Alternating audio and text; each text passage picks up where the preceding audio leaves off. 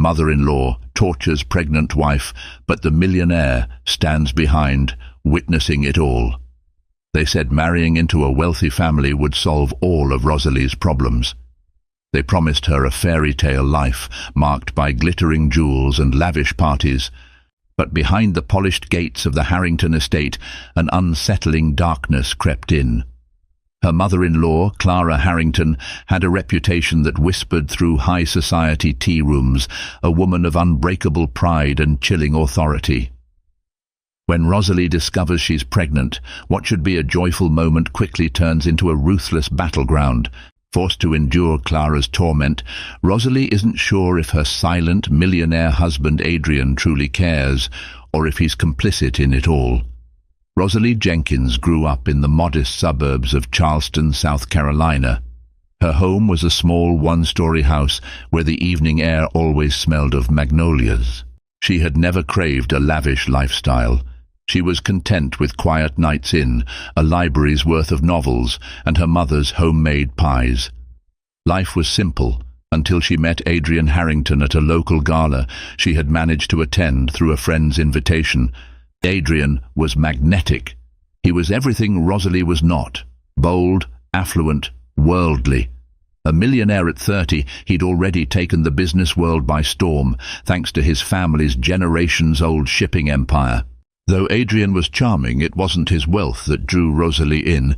It was the unexpected kindness in his eyes. She saw in him a warmth that all his polish and sophistication couldn't conceal. Before she knew it, they were in a whirlwind courtship that culminated in a grand wedding at the Harrington family estate. The Harrington estate was a sprawling mansion perched on acres of meticulously groomed gardens. Adorned with antique tapestries and marble floors, it was the seat of a long lineage that prided itself on tradition. At the center of this tradition stood Clara Harrington, Adrian's imposing mother. She had sharp cheekbones, a regal bearing, and eyes that seemed to pierce through anyone who dared to cross her threshold. On Rosalie's wedding day, Clara's face was masked in a carefully practiced smile that never reached her eyes. Even at the wedding, small hints of tension slipped through the festivities. Rosalie sensed the disapproval emanating from Clara's glances. She'd overhear half-whispered comments from Clara's friends, concerns about Rosalie's lack of pedigree and humble background. Rosalie tried to focus on the euphoria of her marriage, but a lingering dread tightened in her chest every time she locked eyes with Clara. After the ceremony, Rosalie's mother, Margaret Jenkins, confided that she too had caught Clara's pointed stares throughout the event. Margaret squeezed Rosalie's hands, telling her, "You're marrying Adrian, not his mother. You'll be just fine." Rosalie nodded, wanting so desperately to believe it was true. When the newlyweds left for their 2-week honeymoon in the south of France, they experienced something close to bliss. Strolling hand in hand through the narrow streets of Cannes, sailing along the coastline, and sharing midnight conversations beneath the stars made Rosalie believe she'd found her dream. Adrian seemed genuinely attentive, curious about her thoughts, her feelings, and her dreams. In those moments, Rosalie found solace in the fact that, despite Clara's disapproval, Adrian's love felt steadfast. Yet, upon returning to the estate, the bright memories of the honeymoon began to dim. Adrian's business demanded more of his time. He often left early for meetings and returned late at night, exhaustion etched into his features. Rosalie was left to navigate her new home under Clara's watchful eye.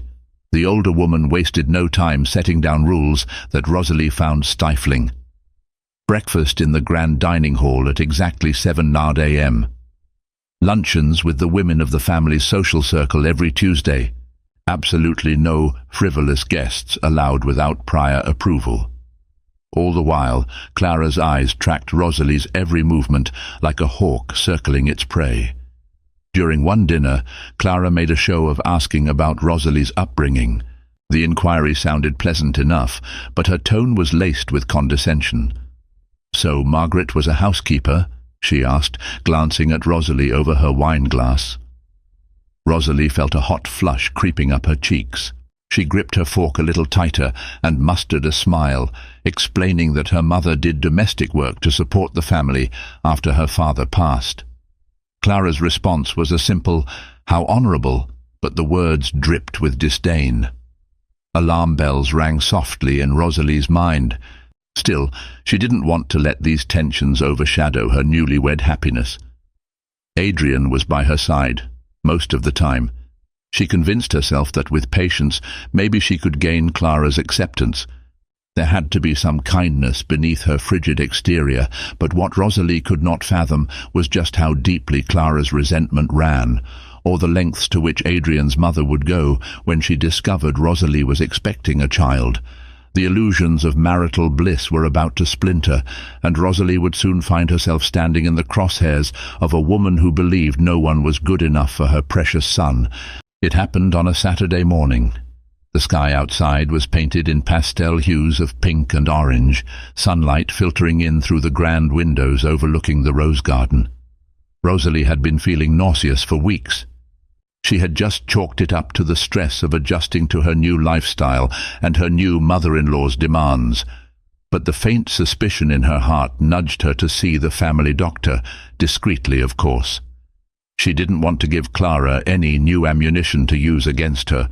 When the doctor confirmed her pregnancy, Rosalie felt an ecstatic rush of warmth flood her body.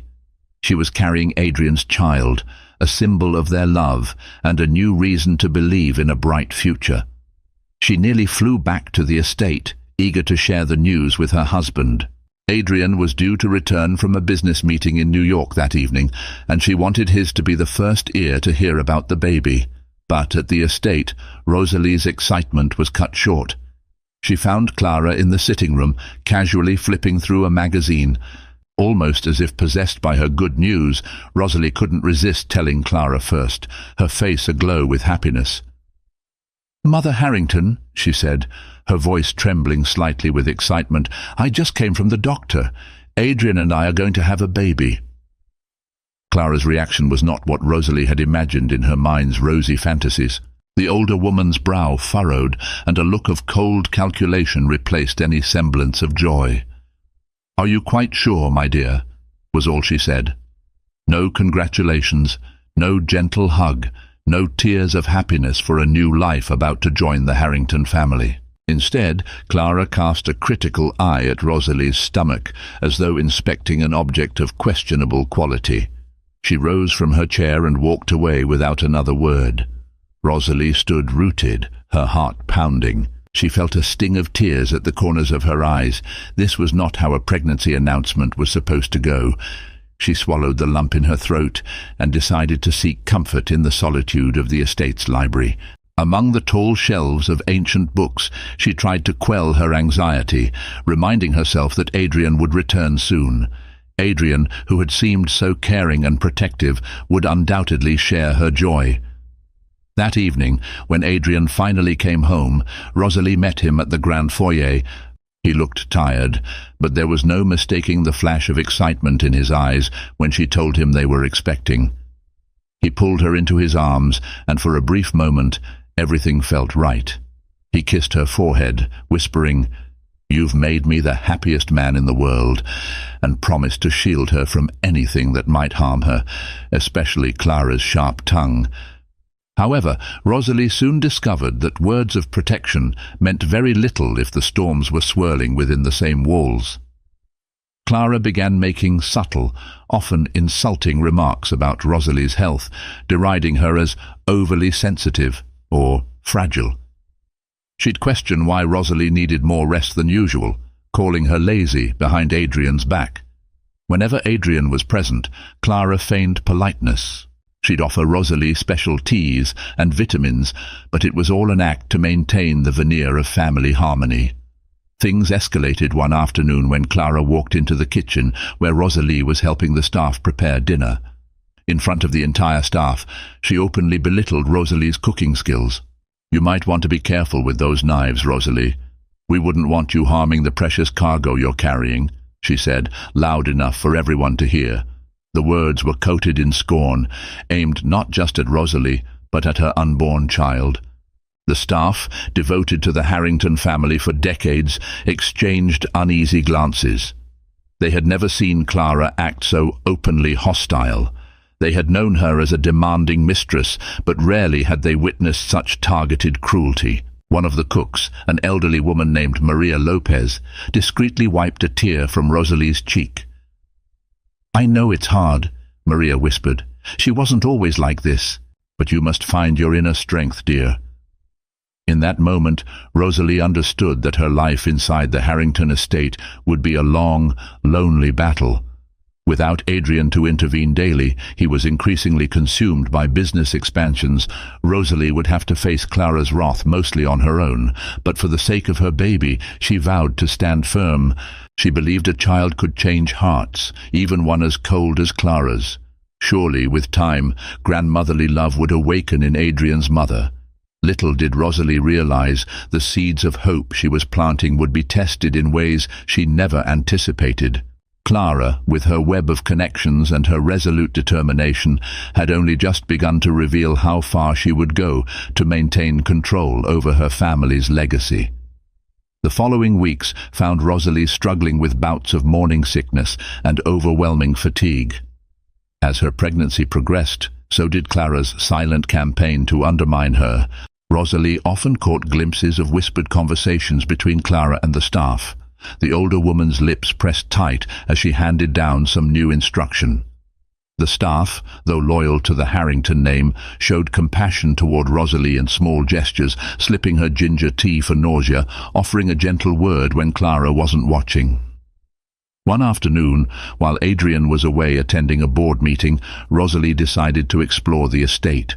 She'd grown up with a deep love of history, and the Harrington home, with its centuries-old architecture, intrigued her. She wandered through corridors adorned with oil paintings of stiff-lipped ancestors. Dust motes danced in the sunlight streaming through ornate windows. The grandeur was palpable, yet a sense of unease clung to Rosalie as she entered areas Clara had explicitly told her were off-limits. She found herself drawn to a closed door at the far end of a little-used wing. Something about it seemed to beckon. With a moment's hesitation, Rosalie turned the handle. Inside lay an expansive, unoccupied bedroom, the furniture draped in white cloth. The atmosphere was heavy, as if harboring secrets long buried. She lifted one of the sheets to reveal a carved mahogany crib, its edges inlaid with gold filigree. A flicker of emotion tugged at her. Why would there be a nursery here? She wondered aloud. Startled by a rustle behind her, Rosalie spun around to see Clara standing in the doorway. Her face was pale as marble, her eyes dark pools of anger. "What are you doing in here?" Clara demanded, her voice dangerously calm. Rosalie stammered an explanation, saying she had just wandered in by accident. Clara narrowed her eyes, stepping forward with slow deliberation. "This room belonged to Adrian's younger brother, Michael," Clara said at last, her tone laced with bitterness. "He died before he was a year old. I don't like anyone coming in here. It's my private memory." Her words, though seemingly vulnerable, felt like an accusation. Rosalie felt her stomach twist in guilt, but something about Clara's reaction was off. There was no trace of maternal sorrow. Instead, the anger that emanated from Clara felt more protective than mournful, as though Rosalie had stumbled upon a hidden piece in a game she didn't know she was playing. When Clara demanded she leave and never speak of the room again, Rosalie nodded quickly and hurried out. Her heart pounded as she made her way back to the main corridor. In her room she tried to calm herself with deep breaths, her mind reeling. She recalled the carved crib in that lonely space, a reminder of a tragedy that might be fueling Clara's hostility. But part of her couldn't shake the sensation that there was more to the story, a reason Clara carried such darkness within her. That night, when Adrian returned, Rosalie felt a surge of relief. She wanted to tell him about the hidden nursery and Clara's alarming reaction. But at dinner, Clara was on her best behavior.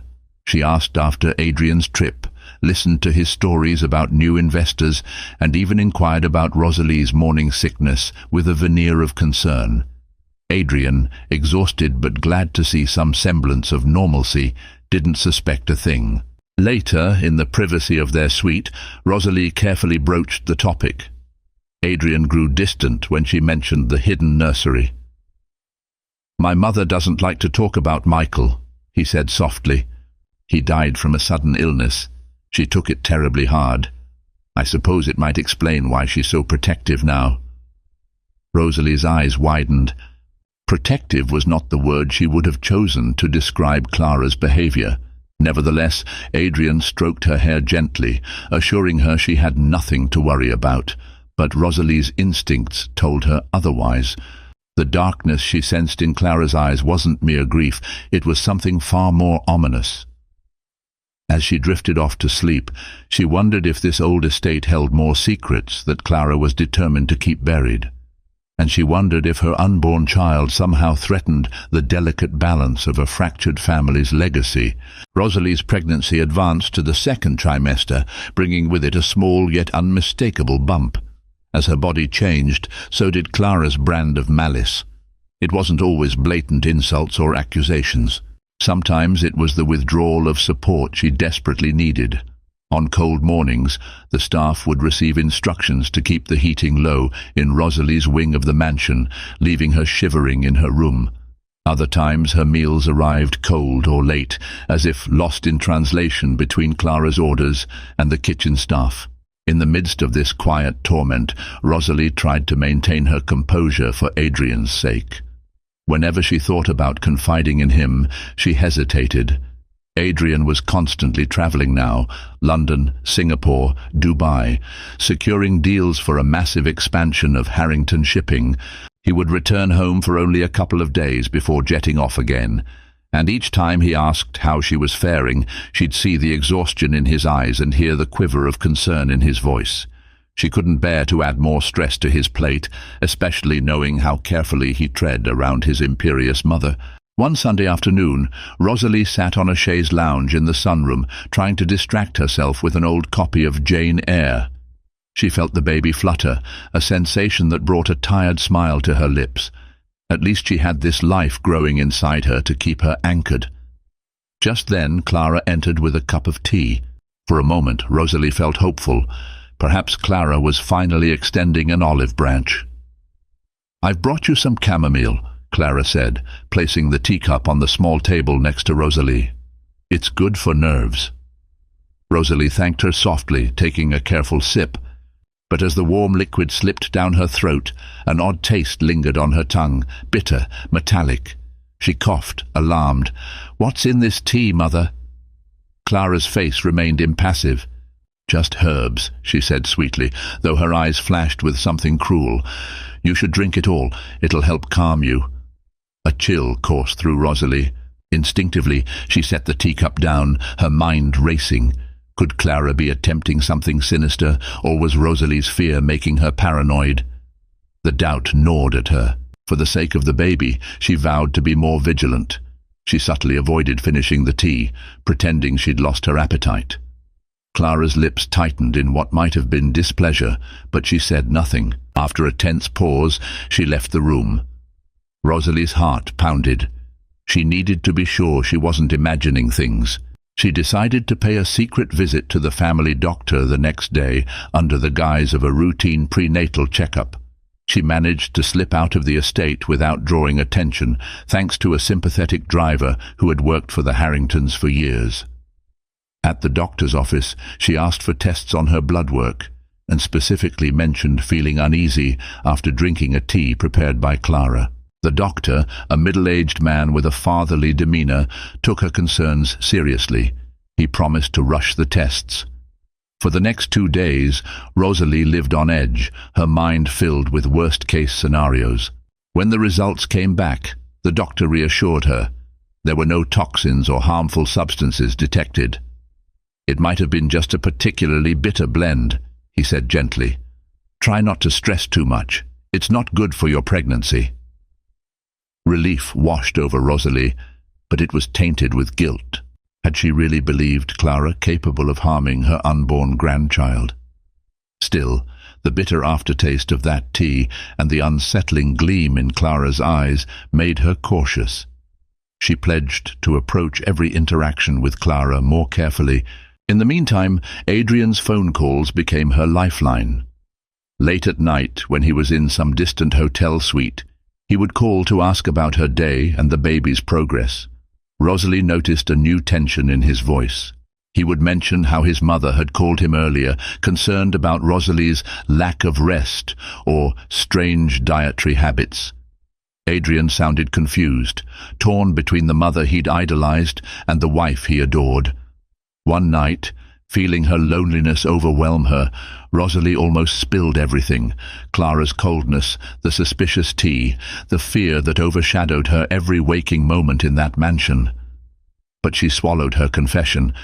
She knew Adrian was on the verge of finalizing a crucial deal that would elevate the Harrington empire to unprecedented heights. Stressing him with her worries now might compromise everything he'd worked for. Perhaps it was her own pride, or maybe it was a misplaced desire to prove her resilience, but she decided to bear the burden silently a little longer. What Rosalie didn't know was that Clara was systematically feeding Adrian half-truths, painting a picture of a fragile, emotional woman who couldn't handle the pressures of high society. Under the weight of these insinuations, Adrian started to question whether Rosalie's interpretations might be amplified by her pregnancy hormones. And all the while, Clara watched from the shadows, her plan to maintain control unfolding exactly as she intended. With every passing day, Clara's shrewd manipulations began to wedge a subtle distance between Adrian and Rosalie.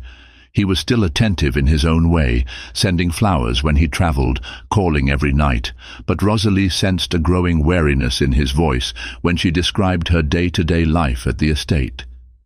His typical response was a gentle suggestion like, "Try to rest more," or "Mother means well," as though he suspected Rosalie's emotional account of events was exaggerated. When Adrian returned from a particularly long trip to Dubai, the tension between husband and wife finally breached the surface. He arrived home to find Rosalie in tears, comforted by Maria Lopez, the cook. Upon seeing Adrian, Maria discreetly excused herself, leaving the couple alone in the small sitting room. Rosalie explained that Clara had forbidden her from attending an important charity luncheon, one that Rosalie had helped organize to raise funds for neonatal care at the local hospital.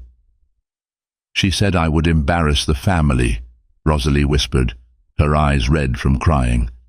Adrian was silent for a moment, jaw clenched.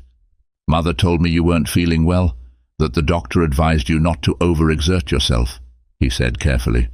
"She only wanted to protect you and the baby." Rosalie's mouth dropped. "That's not true.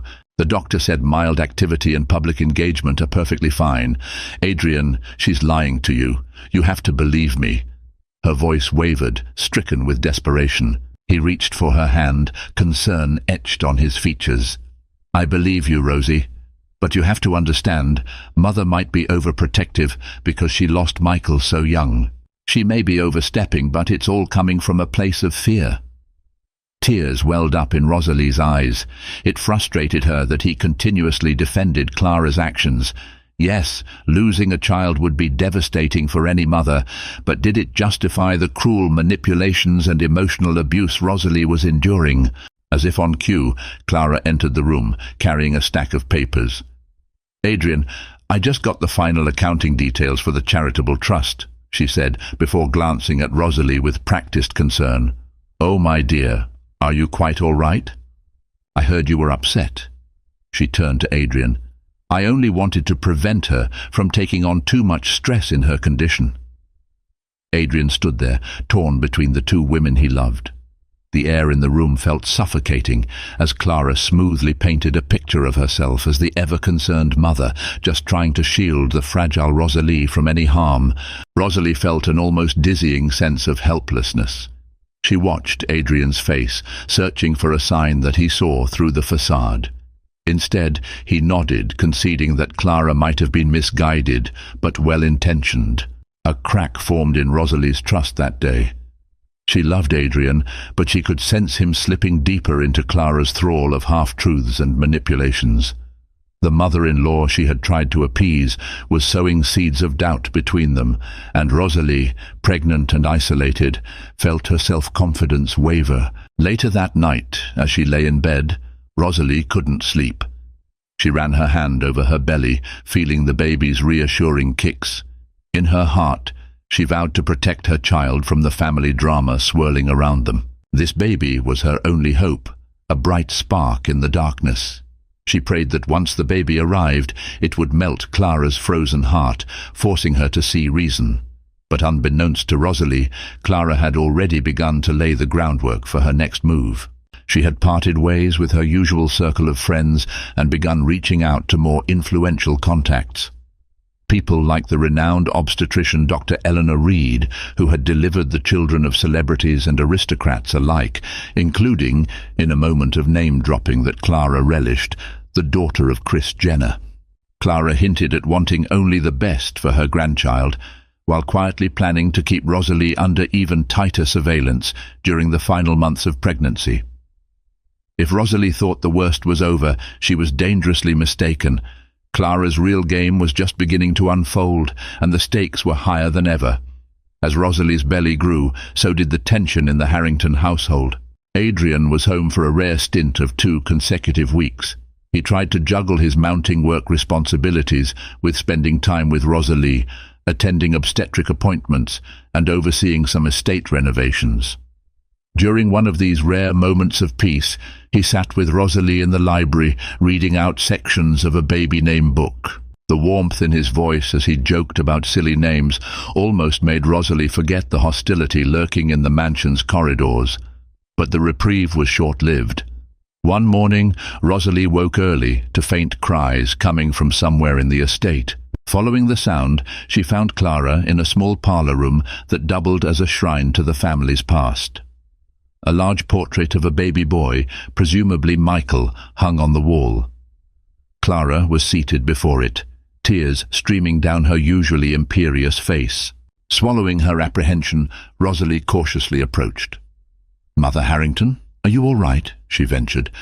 Clara, startled, abruptly rose and wiped her tears.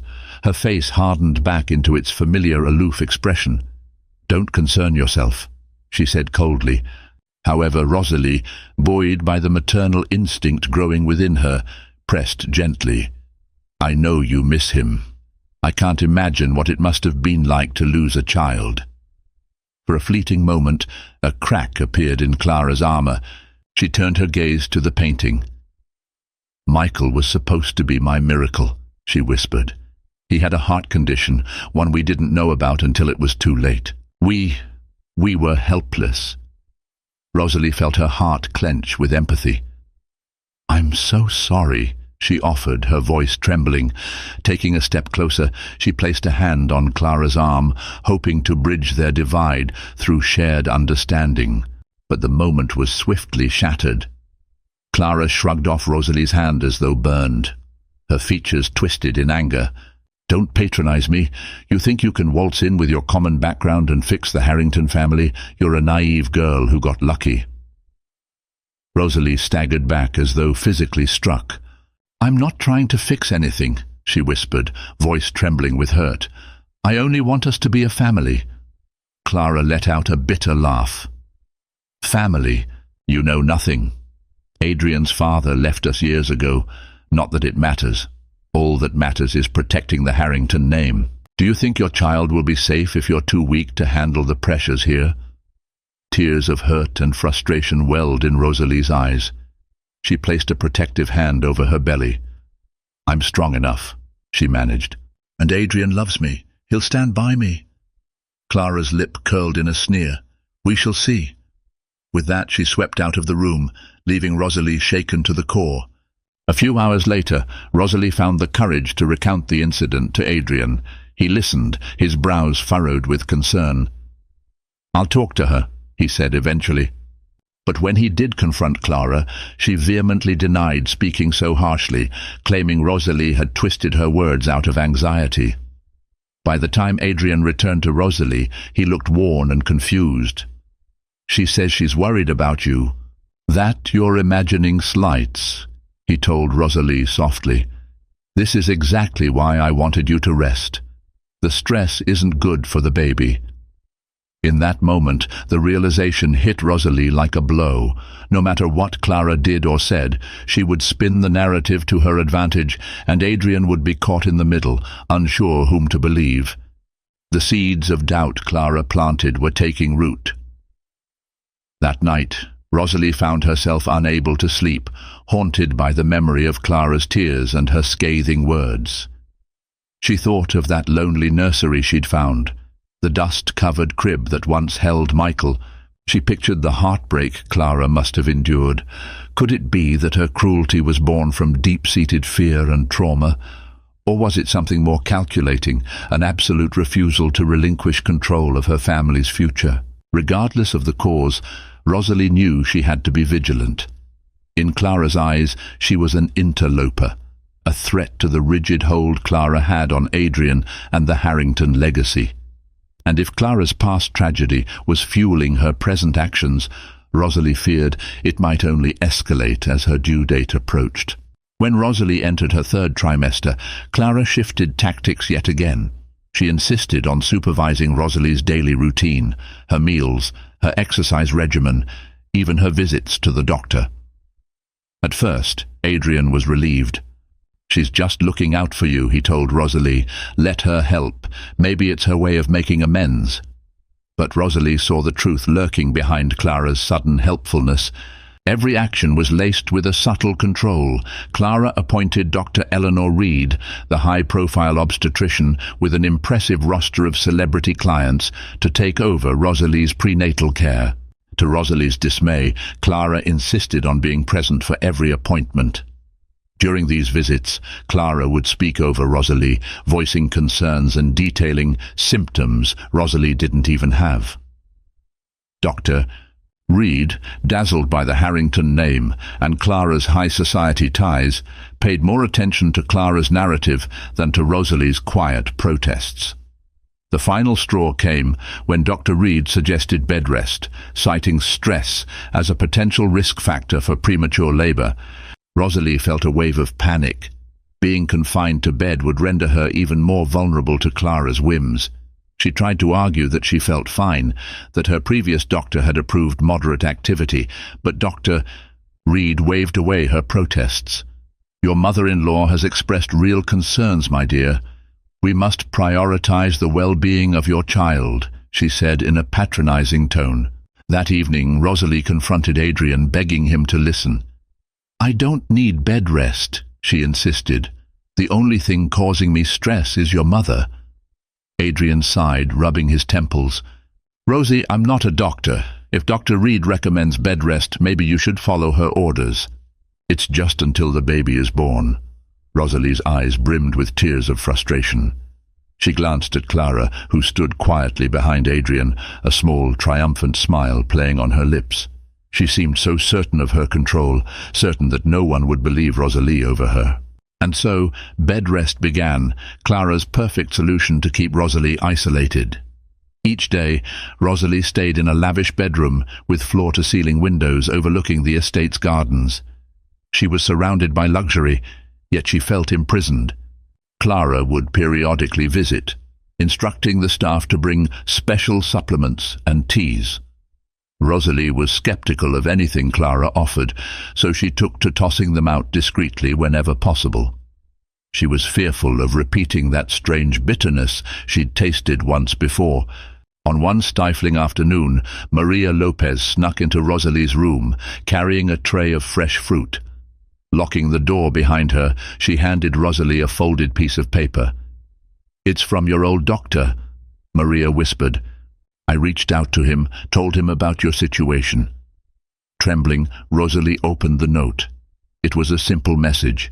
"If you need a second opinion, I'm here. Let me help." Relief and gratitude flooded her. She and Maria quickly devised a plan. Maria would help her slip out to see her old doctor in the cover of night, away from Clara's prying eyes. However, unbeknownst to both of them, one of Clara's loyal staff members had been spying on Maria's movements. That night, as Rosalie prepared to sneak out of the estate through a side entrance, she found Clara waiting in the darkened hallway. The older woman's face was a mask of icy rage. "Where do you think you're going?" Clara demanded. Rosalie stood her ground, arms wrapped protectively around her swollen belly. "I'm going to see my real doctor, the one who listens to me instead of you." Clara's eyes narrowed, and for the first time Rosalie saw a flicker of genuine menace.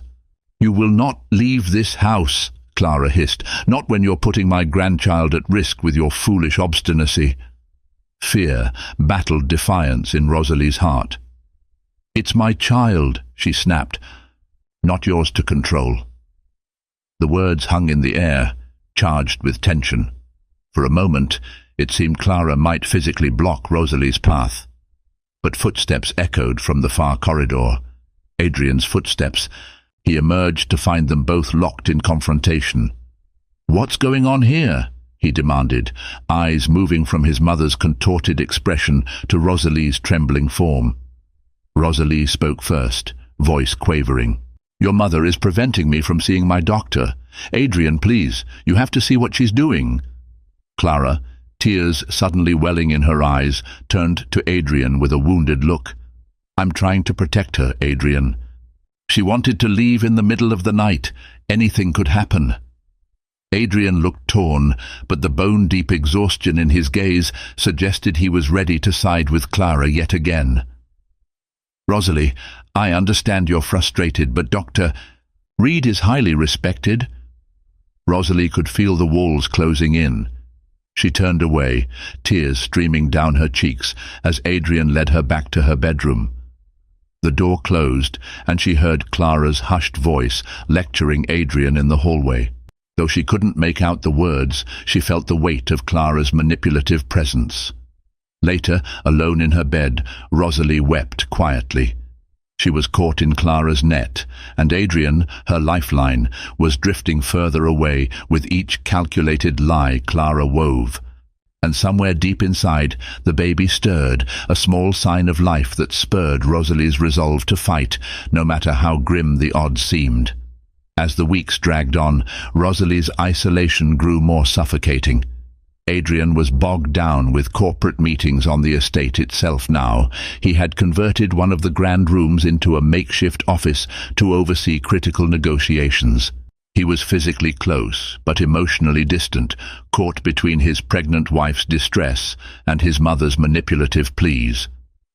One afternoon, as Rosalie lay on her canopied bed, feeling the oppressive silence of her gilded cage, a quiet knock rattled her from her thoughts. Expecting Maria, she was surprised to see William Harrington, Adrian's father, slip into the room. He was a tall man with a weary, time-worn face. Rosalie had only met him a handful of times.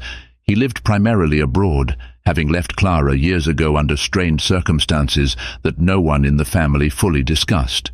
"You shouldn't be here," Rosalie muttered, panic rising. "Clara might—" William held up a hand. "Let me worry about Clara. I came to see you," he said, his voice gentle but firm. He walked over to a nearby chair and sat down, observing her closely. "You don't look well, child." Rosalie couldn't hold back her tears. The words tumbled out of her, recounting everything. Clara's orchestrated isolation, the forced bed rest, the cancelled charity event, Dr. Reed's complicity, and Adrian's confusion. William listened quietly, his face growing darker with each passing revelation. "Clara has always been controlling," William said at last, choosing his words carefully. "When Michael died, it nearly broke her, but she refused any help. She channeled her grief into obsession over Adrian, over the Harrington legacy. It's why I left. I couldn't be part of that toxic environment anymore." He paused, as though weighing how much to reveal. "I regret leaving Adrian behind, but Clara had all the resources and the power of the Harrington estate. I was just an heir by marriage, not by blood. My stepping away was meant to shield him from our constant battles." Rosalie listened, heart pounding. "William, I'm scared for my baby," she admitted. "I don't know what Clara is truly capable of. And Adrian, he's too torn to see what's happening." William nodded gravely. "Adrian's always been her golden child. She's manipulated him his entire life. We need to be strategic if we're to free him and you from her grasp. Trust me, I have some influence left in this family's affairs." That day, William and Rosalie formed a desperate alliance. He promised to arrange for a neutral doctor's opinion, someone not tied to Clara's social circle. Meanwhile, Rosalie would gather any evidence she could, small details, any suspicious behavior or underhanded orders Clara gave to the staff. William believed that if they could present undeniable proof of Clara's machinations, Adrian might finally see the light. Their plan began to take shape. Under the pretext of wanting to discuss business, William convinced Clara he needed to stay at the estate for a few days. Clara's distrust was palpable, but William's share in the Harrington shipping line gave him enough leverage to insist. He brought in a friend from overseas, a man named Dr. Charles Lindemann, an old colleague with a reputable practice in Germany, to evaluate Rosalie's condition. Clara was livid when she discovered the scheme, but William quelled her protests by insisting it was merely a second opinion to confirm Dr. Reed's diagnosis. Adrian, weary of the family drama, acquiesced. "Let's just see what the good doctor says," he said, sounding tired, as if longing for some resolution. When Dr. Lindemann examined Rosalie, he found nothing alarming to justify strict bed rest.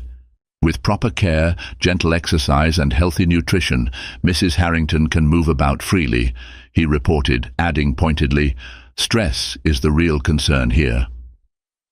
The next morning, William confronted Clara and Adrian together with Dr. Lindemann's findings. "Your mother forced Rosalie into bed rest without medical necessity," William stated to Adrian. "Why, Clara? Why isolate her like this?" Clara's face was an unreadable mask. She claimed to have acted on expert medical advice. After all, Dr. Reed was widely respected. Adrian looked between his parents, torn. Rosalie stood nearby, her heart pounding. The moment felt like it could change everything. If Adrian sided with William, maybe Clara's stranglehold on the household would finally loosen. But Clara played her trump card.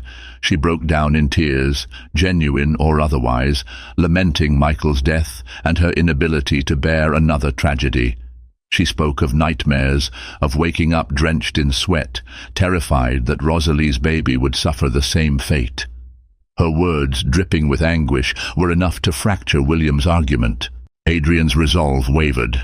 In the end, Adrian decided to keep both Dr. Reed and Dr. Lindemann on call, insisting that Rosalie follow a more moderate regimen. It was a compromise that left Rosalie feeling half victorious, half defeated. Clara's manipulations still loomed large, but now Rosalie at least had William's support, a flicker of hope in the mansion's dim corridors. As William left Rosalie's room, he squeezed her hand reassuringly. "We've started, but Clara isn't one to back down easily. Be ready." Rosalie nodded, steeling herself. She was in too deep to turn back, and with every passing day, her baby's due date drew closer. She braced for the final battle that she sensed was coming, a confrontation that would either shatter Clara's hold over the family or break Rosalie entirely. Despite Dr.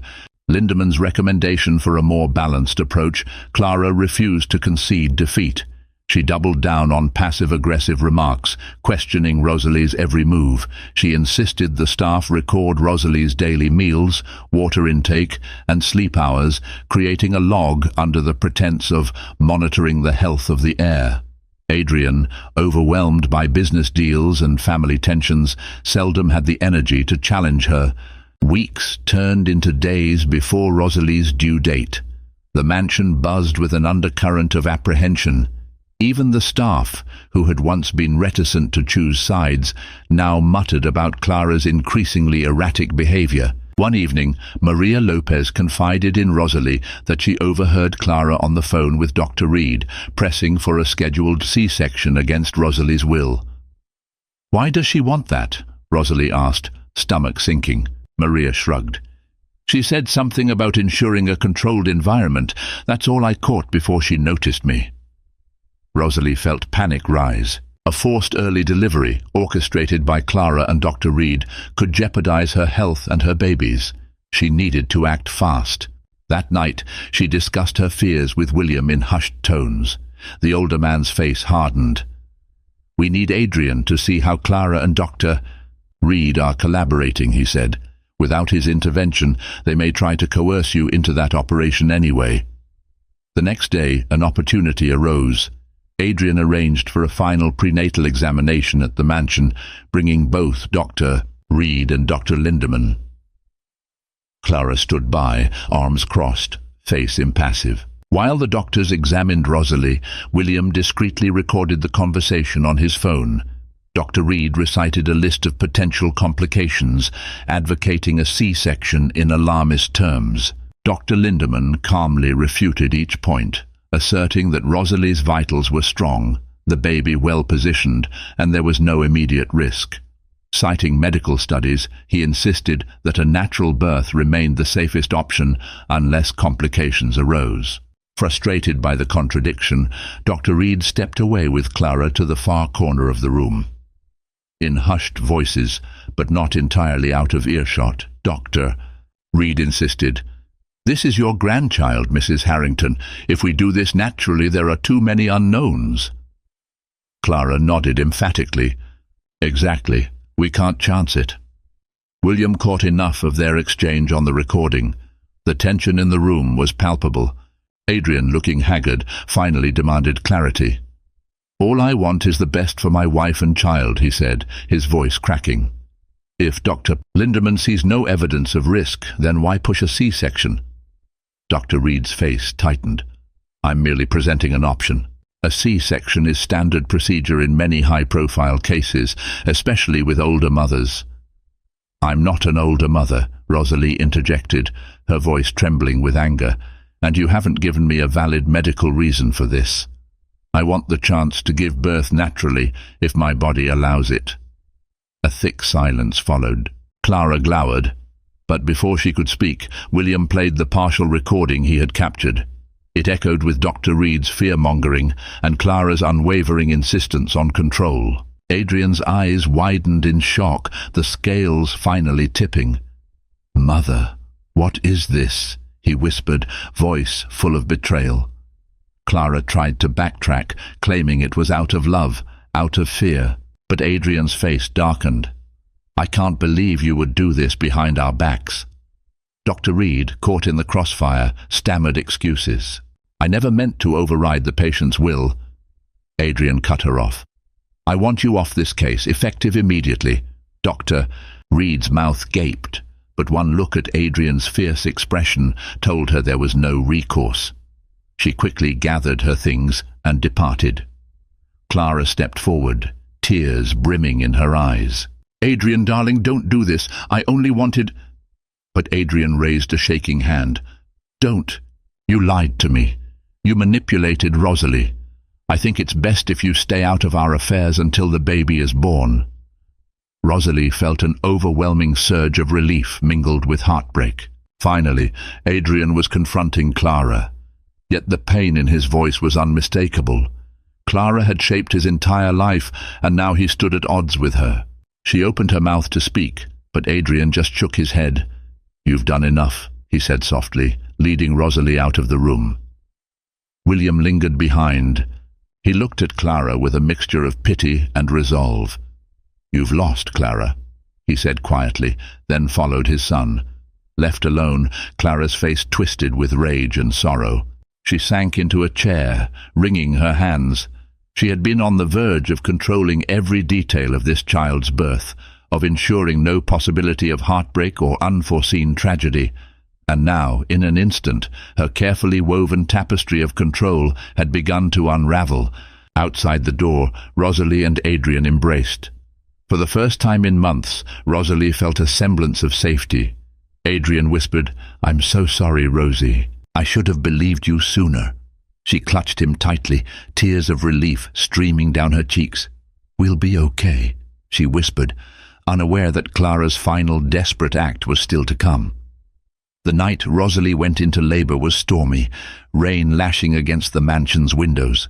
Despite the tension swirling in the household, Adrian had set up a cozy makeshift delivery suite in their private quarters, complete with soothing music and soft lighting. Dr. Lindemann was on call, ready to oversee the birth. As Rosalie's contractions intensified, Adrian stayed by her side, coaching her through each wave of pain. William paced the hallway, checking occasionally to ensure all was going smoothly. The staff, many of whom had grown fond of Rosalie, lit candles in the estate's small chapel, praying for a safe delivery. Clara's presence weighed heavily on everyone's minds. Since Adrian's confrontation, she'd kept to her private rooms, uncharacteristically silent. But as Rosalie's labor progressed, she appeared in the hallway, eyes rimmed with worry and guilt. She stood at the threshold, watching her son cradle Rosalie's hand through her contractions. She seemed to wrestle with conflicting emotions, maternal protectiveness warring with her need for control. When Dr. Lindemann announced that Rosalie was fully dilated and ready to push, Clara hesitantly approached. Adrian shot her a wary glance, but Rosalie, exhausted and in pain, found it in her heart to whisper, "Let her stay." She wanted her child to be born into a family, however fractured. Adrian nodded reluctantly, and Clara stepped inside, lingering at the edge of the room. Rosalie bore down, sweat beading on her forehead. Pain tore through her, but she clung to Adrian's hand, focusing on the promise of new life. The storm raged outside, thunder echoing in the distance. Time blurred in a whirlwind of labored breathing, shouted encouragement, and the intense pressure of childbirth. Finally, a wail broke through the silence. A tiny baby girl entered the world, pink-faced and screaming with life. Dr. Lindemann quickly cleaned and swaddled her before placing her gently into Rosalie's arms. Adrian's face shone with tears as he caressed his daughter's cheek. Rosalie wept openly, love flooding every cell of her being. Behind them, Clara stood frozen. Her eyes, locked on the newborn, brimmed with tears that teetered between joy and sorrow. Carefully, as though afraid of rejection, she stepped forward. Rosalie caught the movement and, with trembling arms, extended the baby toward her. Clara's breath hitched. For a long moment she stared at her granddaughter, her lips quivering with unspoken emotion. Adrian looked at his mother uncertainly. Part of him was still furious at her manipulations, yet he couldn't deny the genuine heartbreak etched on her face. Clara reached out with tentative hands, and Rosalie gently placed the baby in them. "What's her name?" Clara asked, voice trembling. "Penelope Clara Harrington," Rosalie said softly, meeting Clara's eyes. It was a deliberate choice, one she hoped might bridge the chasms of hurt between them. Clara's face registered shock, followed by a release of tears she'd held back for years. She sank into a chair, holding the baby as though cradling the most precious treasure on earth. In that moment, something in Clara cracked open. Memories of Michael, sorrow for her past actions, and a desperate longing for redemption seemed to collide in her eyes. "She's beautiful," she whispered, tears rolling down her cheeks. Adrian placed an arm around Rosalie, relief washing over him. A fragile peace settled in the room, illuminated by the gentle glow of a new beginning. Over the following weeks, the Harrington estate slowly began to heal. Clara's transformation wasn't instantaneous, but she made visible efforts, apologizing to Rosalie, stepping back from constant oversight, and seeking help for her lingering grief over Michael. She would never be the warm, doting mother-in-law Rosalie had dreamed of, but the hostility that once simmered between them lessened under the shared love for baby Penelope. William returned to Europe, satisfied that Adrian and Rosalie, with their new family, were on a path to mending old rifts. Dr. Lindemann departed, leaving clear instructions for postpartum care, along with a gentle admonition for Clara to let Rosalie recover on her own terms. As Rosalie sat on the estate's balcony one sunny afternoon, holding Penelope and watching Adrian work in the rose garden below, she couldn't help but reflect on her tumultuous journey. She had faced isolation, distrust, and heartbreak, but through her perseverance, and with help from unexpected allies, Love had triumphed over cruelty. The scars were still there, but they shaped a stronger family, one that looked to the future with cautious hope. Sometimes Rosalie thought about the moment she first told Clara about her pregnancy, only to be met with an icy stare. She realized how far they'd come, and though she would never forget the pain, she also wouldn't let it define her. She vowed to raise Penelope in a home full of warmth and honesty, where secrets would find little room to grow. She hoped Clara might find peace in grandmotherhood, healing from the wounds that had driven her to such desperate extremes. If ever Rosalie doubted her strength, she only had to look at her daughter's eyes, a perfect mix of her parents'. In that gaze, she saw the promise of a love that could overcome any darkness, proof that even in the face of torment, hope and resilience could guide her toward a brighter tomorrow. Thank you for accompanying Rosalie on her heart-wrenching journey, from a blissful newlywed to a terrified mother-in-waiting, and ultimately to a stronger, more confident woman at peace with her place in the Harrington household. We've witnessed how family conflicts and secret agendas can threaten to pull a couple apart, yet love, perseverance, and the miracle of new life can bridge the deepest divides. Now that Rosalie, Adrian, and baby Penelope have found their way through the storm, what lies ahead for them will surely be a mix of challenges and triumphs. But one thing is certain, they have learned that true love outlasts even the darkest manipulations. A quiet suburb, a neatly trimmed lawn, and a secret that threatened to split one family forever.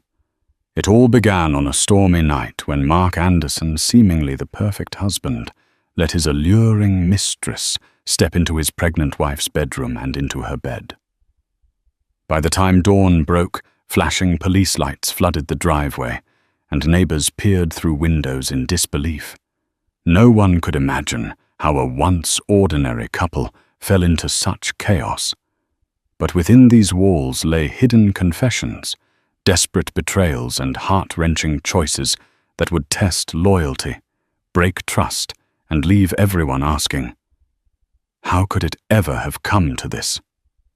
Mark Anderson stared at the white picket fence in front of his modest suburban home on the outskirts of Denver, Colorado. The day was sunny, and a light breeze ruffled the neatly manicured lawn. He always took pride in appearances. He liked knowing everything was in its rightful place, reflecting an outward image of success and respectability. His wife Sarah often teased him about his perfectionist streak. In fact, it was one of the things she had found so endearing when they first met back in college. Their romance felt like a fairy tale in the beginning. Long strolls by the campus lake, late-night conversations about hopes and dreams, and shared laughter that echoed through dorm hallways. Mark was diligent, always rechecking his notes and color-coding everything in his backpack, while Sarah was more laid back, bringing a sense of warmth and spontaneity to his otherwise structured world. They graduated together, he with a degree in business administration, she in elementary education. Soon after they were married on a crisp autumn afternoon, surrounded by family and a few close friends. It seemed they were destined for a happy life, ticking off all the boxes: stable jobs, a well-furnished home, and plans for children. Yet beneath the surface of this idyllic snapshot, a subtle tension had begun to settle in. As the years progressed, Mark found himself increasingly restless, obsessing over career goals, finances, and the desire for more excitement. Sarah noticed changes in him. Little things like how he lingered on his phone too often, or occasionally arrived home late with half-hearted excuses. She was patient, chalking it up to stress. After all, Mark had always been ambitious, and it made sense he might be feeling the pressure at work. When Sarah discovered she was pregnant, Mark's reaction was polite and supportive, though it lacked the unbridled enthusiasm she had expected. He hugged her whispered, reassuring words, but there was a distance in his eyes. Instead of celebrating, she found herself chasing him for each prenatal appointment, reminding him of the baby's progress. The more she tried to draw him in, the more he seemed to drift. She told herself it was a passing phase, that once the baby was born, Mark would realize the beautiful miracle they were about to share. But somewhere deep inside, Sarah felt a pang of worry, a whisper that warned her not all was right. Real trouble took root one evening when Sarah's best friend, Jessica Lee, visited for dinner. Jessica, a sharp-eyed, warm-hearted woman with a knack for reading people, discreetly pulled Sarah aside after noticing Mark's odd behavior. He was jumpy, his laughter forced, and his phone never left his sight. Jessica offered her concerns gently, but Sarah brushed them off, not wanting to believe that the man she'd built a life with might be hiding something. If anything, she blamed Mark's anxious state on the responsibilities piling up. But Mark was in fact drowning in secrets, ones that would threaten the very foundation of his marriage. He knew it, he felt it, yet he couldn't stop what was happening. That was the cruel irony of his situation. The very qualities that had once driven him to be the responsible, overachieving husband were now pushing him to take risks he never dreamed himself capable of. While Sarah napped early in the evenings or read baby manuals in her rocking chair, Mark was scrolling through messages that made his heart pound in anticipation. Messages from a woman who offered him a sense of thrill he hadn't felt in years. Her name was Carla Rodriguez, and she worked in the same office building as Mark, though in a different department. She was witty, confident, and possessed a magnetism that seemed to draw people in effortlessly. Everyone at the office talked about Carla's style, her flamboyant choice of bright pencil skirts, and the way she commanded attention during team presentations. Mark had seen her in passing, but only after being assigned to a joint project had they begun to speak. He'd noticed how she laughed at his jokes, how her eyes locked onto his when they conversed. Slowly their friendly exchanges morphed into stolen glances, then to flirtatious banter over coffee. Carla knew Mark was married, he never hid that. She even knew Sarah was pregnant. But from the moment Carla placed her hand on Mark's arm one evening during overtime, gently brushing against him, he found himself responding. He was at a precipice caught between guilt and a longing to escape from the monotony he blamed on domestic life. Carla, too, was escaping from something her own lonely nights and a string of failed relationships. They provided each other solace, a forbidden escape from their real lives. Their meetings were carefully orchestrated. Mark would fake a late work session or say he was meeting a client. Carla pretended she was staying behind to finish a report. They found dark corners in parking lots, eventually renting cheap motel rooms on the outskirts of town. Each time, Mark was sure guilt would consume him, but it never quite did lust, and adrenaline overshadowed everything. But the affair came at a cost. Mark's finances, once neatly balanced, began to suffer under secretive dinners and gifts for Carla. He found himself withdrawing from Sarah's bank account without telling her, always with the silent reassurance that he'd make it up later. He also neglected small household tasks. Sarah, now 6 months pregnant, found herself climbing step stools to change light bulbs and dragging groceries into the house alone. The tension between husband and wife continued to escalate. Sarah was frustrated and exhausted, but she tried to remain understanding.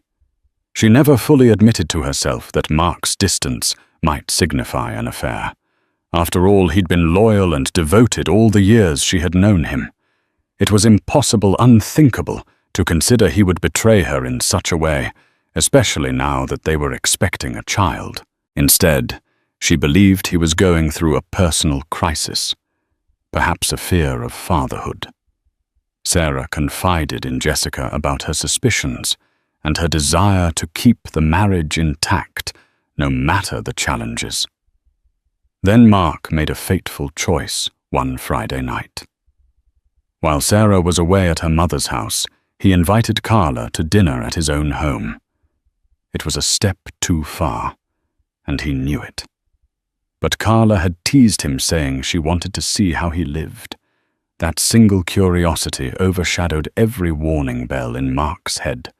He assured himself it was just dinner, just a quick look at the house, and then she'd leave. But the moment Carla stepped through the door, wearing a midnight blue dress that clung to her figure, Mark knew they had crossed a line that could never be erased. Carla marveled at the photos on the mantel, wedding pictures, snapshots of Mark and Sarah at scenic spots around Colorado. Even the ultrasound image pinned on the refrigerator. Despite it all, Carla maintained an air of detachment, as though all these tokens of Mark's married life were mere props. Yet there was a glimmer in her eyes, something like envy. Perhaps a realization that Sarah's existence was painfully real and not just some story Mark told. But she said nothing, and Mark pretended not to notice the flicker of discomfort in his mistress's gaze. After dinner, Mark opened a bottle of wine. Carla drank, swirling the red liquid in her glass, leaning against the kitchen counter, with a playful grin. The tension in the air was palpable. Even Mark, consumed by his infatuation, felt the weight of what he was doing in that moment. If Sarah came home early, if a neighbor saw something, or if Jessica decided to drop by unannounced, everything would come crashing down. But Mark brushed aside the fear and let the night's temptations drown out any lingering decency he once had. By the time Carla left, it was nearly midnight, and Mark was too intoxicated to notice he'd left behind incriminating details. A wine-stained glass on the table, a faint whiff of Carla's perfume on the couch. He cleaned up most of it the next morning, but not everything could be erased. Sarah returned the next day to find Mark unusually jittery. He barely met her eyes when she mentioned her overnight trip, merely offering a distracted smile and a quick peck on her forehead before returning to his laptop. Not one to pry, Sarah decided to let him be. Over the next week, though, she noticed more oddities. A grocery receipt with items she hadn't purchased, a new brand of perfume lingering in the bathroom. Small tears in the living room curtains, as if someone had tugged them aside in haste. Her instincts told her something was off, but each time she tried to confront Mark, he feigned ignorance or brushed off her concerns as pregnancy hormones. Sarah, unwilling to ignite a confrontation, let it slide, though her intuition screamed that she needed to dig deeper. She wondered if she was being paranoid. Jessica urged her to keep her eyes open, but also encouraged her not to jump to conclusions. Sarah's mother, Linda, who was unaware of her son-in-law's changed behavior, simply advised Sarah to rest and not overthink. But the facade was growing thinner by the day. Mark's phone buzzed incessantly with messages he refused to open in Sarah's presence. He hid credit card bills and spent evenings out under vague explanations. Each lie stacked upon the next, forging a precarious tower that threatened to collapse with the slightest shift.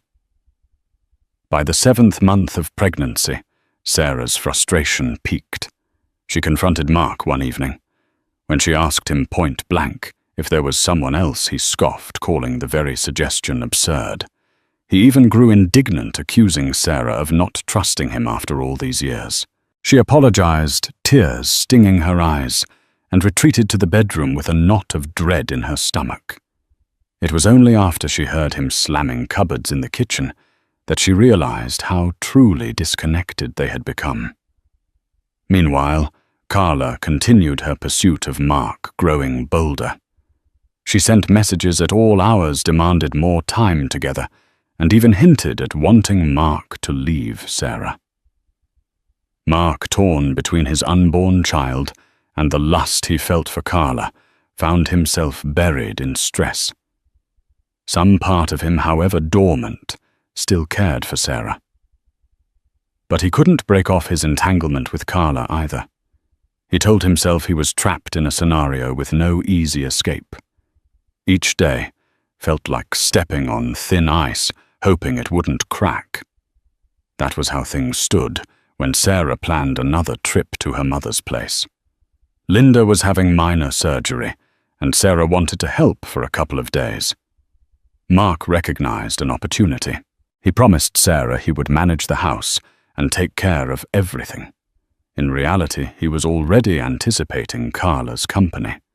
He envisioned an evening free from prying neighbors or suspicious looks. This time it felt thrillingly dangerous. He made a mental note to hide all traces properly. But Mark failed to understand the nature of secrets. They breed bigger lies, deeper guilt, and an inevitable unraveling. And that unraveling was about to accelerate much faster than even Carla anticipated.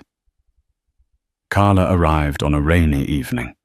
Mark welcomed her with a hesitant smile, but she brushed his concern aside and draped her trench coat over the chair. They shared a meal that Mark had ordered and then settled in the living room. If there was any sense of guilt, Mark buried it beneath the facade of a charming host. Carla, for her part, seemed at ease. She wandered the house, studying family photos, with a critical eye lingering especially on the ultrasound image Sarah had pinned to a corkboard in the hallway. During dinner, Carla revealed a side Mark had rarely seen, a near-obsessive curiosity about his wife's life. She asked about Sarah's routines, her profession, her due date. Mark tried to respond, vaguely uncomfortable with the direction of the conversation. Carla's eyes sparkled with a strange intensity when she heard that Sarah was in her 3rd trimester, as if calculating how to use this information for her own advantage. After dinner, Mark put away the plates and let Carla roam. She ended up in the master bedroom, admiring the pale blue walls and white curtains that Sarah had painstakingly chosen. The bed was neatly made, and a plush teddy bear, a gift from Sarah's friend Jessica, sat by the pillows. Carla ran her fingers along the comforter, a self-satisfied smirk tugging at her lips. "You're really living a double life, aren't you?" She teased, her tone somewhere between humor and contempt. A loving husband by day, a wild lover by night. Mark winced but mustered a forced grin.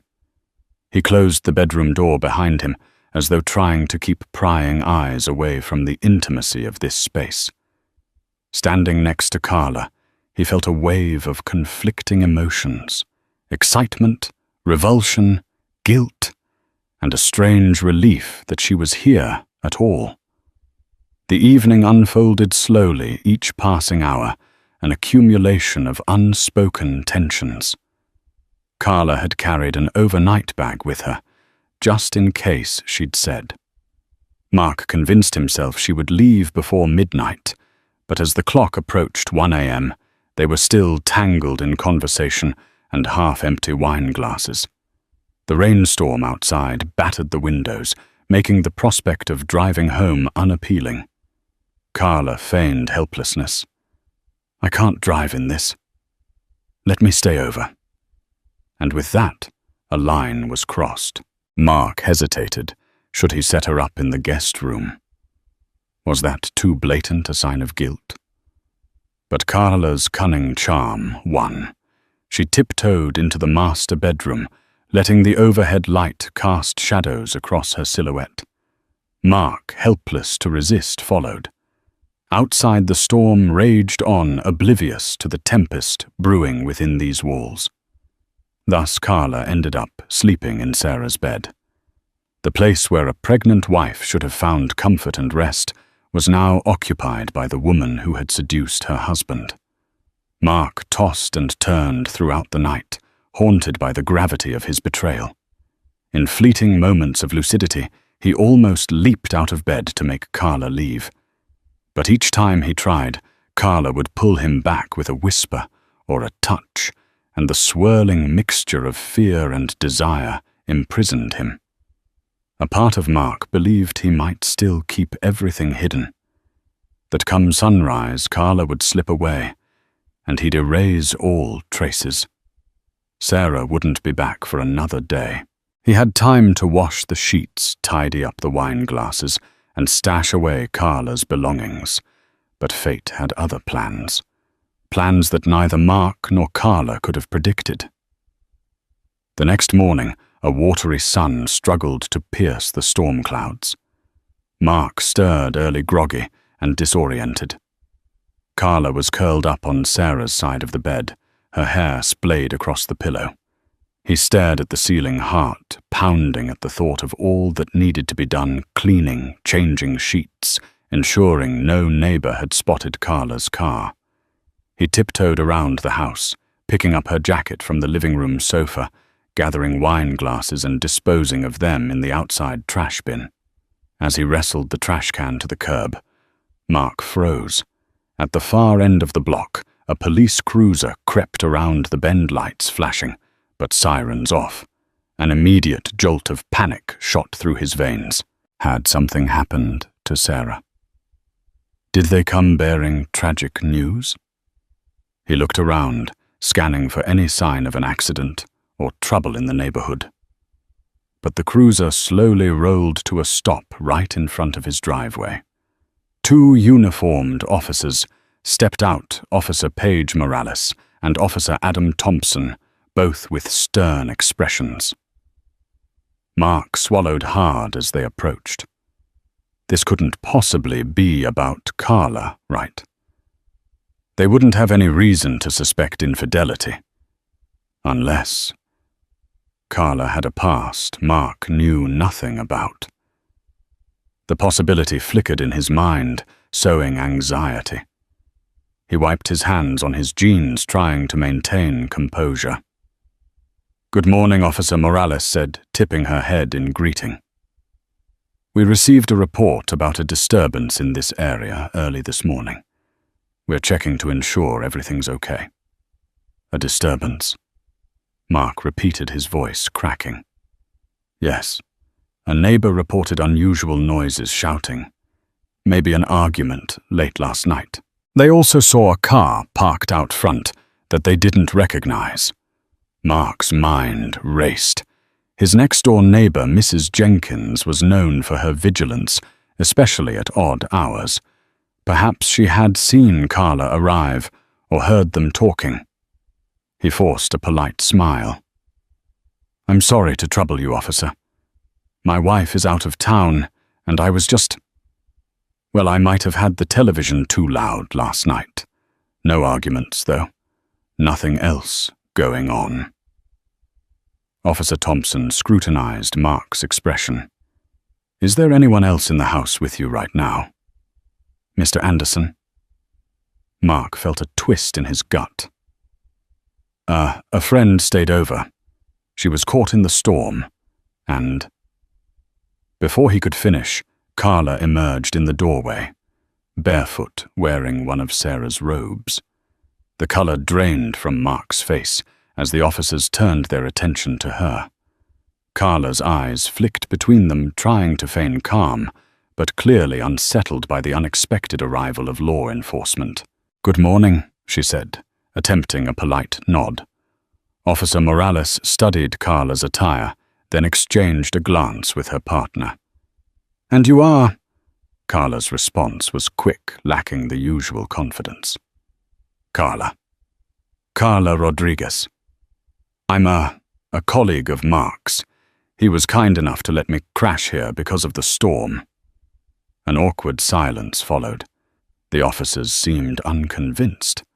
Mark's posture stiffened, sweat beading on his forehead. Then Officer Thompson asked if they could step inside to talk further. Mark hesitated, fearing the officers might discover remnants of the affair, but refusing entry might look suspicious. Reluctantly, he led them into the living room, where Carla perched on the edge of the couch, hands clasped in her lap. The questions continued basic inquiries about the alleged disturbance, how Carla ended up here, whether Mark's wife was aware. Each query felt like a jab at Mark's fragile house of lies. He concocted half-truths, carefully sidestepping the real nature of Carla's presence. Meanwhile, Carla remained mostly silent, occasionally offering affirmations to Mark's statements. It seemed the officers weren't entirely convinced, but they had no concrete evidence of any crime. They reminded Mark and Carla to respect neighborhood noise ordinances and to be mindful of suspicious activity. Officer Morales handed Mark her card, suggesting he call if anything came up, her eyes lingering on him, as though warning she wasn't fully buying their story. Just when Mark thought they would leave, Carla's phone rang, blasting a shrill ring through the tense atmosphere. She scrambled to silence it, but Officer Thompson motioned for her to answer. Glancing at the caller ID, Carla paled. She stepped into the next room. Voice low. After the call, Carla re-emerged, looking shaken. Officer Thompson pressed, "Everything all right?" "Ms. Rodriguez." Carla forced a smile. "Just a family matter," she said, but her hands trembled as she tucked her phone away. Sensing the tension, Officer Morales decided to wrap up.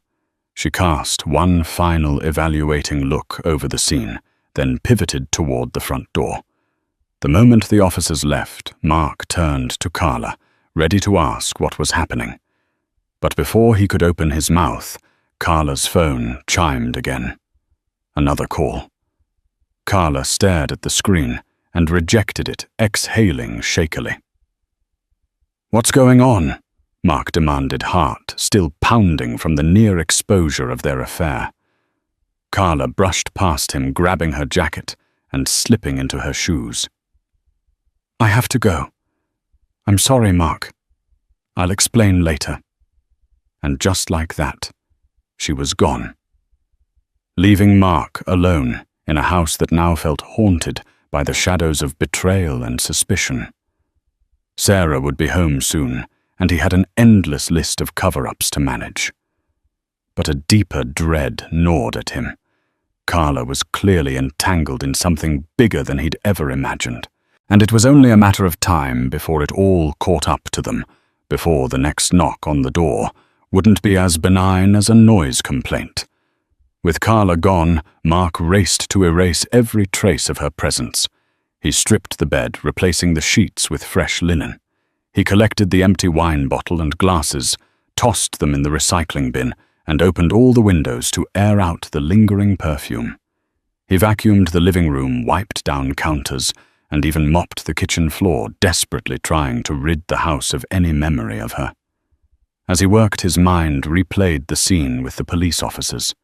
He couldn't shake the feeling that Officer Morales and Officer Thompson didn't entirely believe him. Their questions had probed deeper than a simple noise complaint. Yet what choice did Mark have but to lie? Telling the truth would mean forfeiting everything: his marriage, his home, his soon-to-be fatherhood. An hour later, Sarah called to let him know her mother was stable after the minor surgery, and that she'd be returning home by evening. Mark pretended everything was normal, forcing a light-hearted tone as he asked if she needed anything from the store. After he hung up, he crumpled onto the couch, burying his face in his hands. The pit of guilt in his stomach felt bottomless.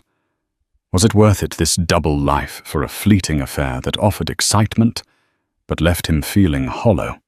By mid-afternoon, Mark couldn't ignore his anxiety about Carla. He texted her multiple times. Mark, 1:03 p.m. Are you okay? Mark, 1:10 p.m. Please let me know what's going on. Mark, 2:05 p.m. Carla. I'm worried. The police thing really shook me up. No response. The phone remained silent, each passing minute, feeding Mark's paranoia. He started recalling random details from their time together. Things she'd hinted at, questionable friends, financial troubles. a mention of an ex-boyfriend who was dangerous. He'd never pressed her for details, preferring their relationship remain an escape without real-world burdens. Now he regretted his willful ignorance. By 5 p.m., Mark heard the garage door open. Sarah was home. He hurriedly got up, plastering on a smile, as though he'd spent the day doing mundane chores. She walked in slowly, her baby bump prominent under a loose-fitting dress. She looked exhausted, but relieved to be home. Without a word, she set her bag down and let Mark wrap her in a hug. "How's Mum?" he asked softly. "She's fine," Sarah said. "The surgery went well and she's recovering. I just need some rest." Together they made a simple dinner, Mark fussing over Sarah, trying to be attentive to her needs. She seemed grateful, but also distant, as though sensing something was amiss. As they ate, Sarah looked at him with eyes that flickered between love and suspicion. "Mark, was everything okay here the last couple of days?" "You seem tense," she ventured. He took a sip of water to stall. "Just work stuff," he lied. "Some deadlines?" She nodded and let the subject drop. Mark exhaled. For one brief moment, he believed he might still salvage things if Carla would stay away, if the police never returned, if he could bury this chapter of his life forever. But secrets have a way of resurfacing in the most brutal fashion, and that reckoning was closer than Mark realized. Late that night, while Sarah slept fitfully, her pregnancy making it hard to find a comfortable position, Mark lay awake, staring at the ceiling. The events of the last 24 hours churned in his mind. He reached for his phone on the nightstand, desperately checking if Carla had finally texted him. Nothing. His anxiety climbed. In the dim glow of his bedside lamp, Mark scrolled through social media. He searched Carla's name, rummaging through any clues that might explain her sudden panic. He found her profile inactive, last updated weeks ago. As he scrolled further, he stumbled upon a post from a friend of Carla's referencing a certain mess Carla was in. There were no details, just cryptic comments and concerned replies. Unease prickled through him. He decided to do what he should have done from the beginning, look up Carla Rodriguez in public records. Accessing an online search, he discovered a few results indicating minor legal issues in her past. A DUI charge from years ago, a civil dispute over unpaid rent. Nothing that jumped out as immediately dangerous. Yet Mark couldn't shake the feeling that something heavier was in play. He slept fitfully, waking at dawn to Sarah's gentle stirring. She pressed a hand to her belly and turned to him, blinking in the early morning light. For a moment, they smiled at each other, a brief slice of normalcy. Mark tried to cling to that moment, to pretend they were still the couple who had once laughed on the campus lake. But the outside world wouldn't allow it. As Sarah headed to the shower, Mark's phone buzzed an unknown number. He swallowed hard and answered. "Mark." A voice whispered urgently. "Carla." "Thank God. Where have you been?" Mark scurried out of bed and closed the bedroom door behind him. "I can't talk long," Carla said, her voice hoarse. "I'm in trouble, Mark. I owe money to some people. Dangerous people. The police showed up because they were tipped off about something. It's not about us. Not exactly. But if they connect any dots..." Her voice trailed off. Mark felt his stomach churn. "Carla, what exactly did you do?" A pause. "It's complicated. I made some bad decisions. Now I need a place to stay, just for a few nights. My landlord kicked me out. I have nowhere else to go." Mark braced himself against the wall. No, Carla. "You can't come here. My wife, I have no one else to ask." She pleaded, her tone verging on desperation. "Please, I'll be discreet. I'll stay out of sight. I promise." He closed his eyes, the guilt mixing with dread. Sarah was in her final months of pregnancy, and the last thing he wanted was to endanger her or cause more stress. But Carla's frantic plea tugged at him. In some twisted sense, he felt responsible for her predicament, as if his affair had pushed her to the brink. "Let me think," he muttered finally. "I'll call you back." He ended the call and slumped onto the couch, burying his face in his hands. The drama spiraled further out of control, and with each passing moment, Mark dug himself deeper into a pit of moral compromise. That morning, Sarah left for a routine prenatal checkup. She invited Mark to come along, but he claimed he had an important virtual meeting for work. Guilt gnawed at him as he watched her drive away alone, all while he contemplated how to handle his mistress's precarious situation. He called Carla back and arranged to meet her at a nearby diner, a rundown place that rarely attracted attention. When he arrived, he found her in a corner booth wearing a hoodie, sunglasses perched on her head, her face drawn and tired. She looked up at him with a mixture of relief and shame. "Thank you for meeting me," she murmured. Mark slid into the booth, grimacing at the sticky tabletop. "Tell me what's going on." Carla recounted her story in fragments.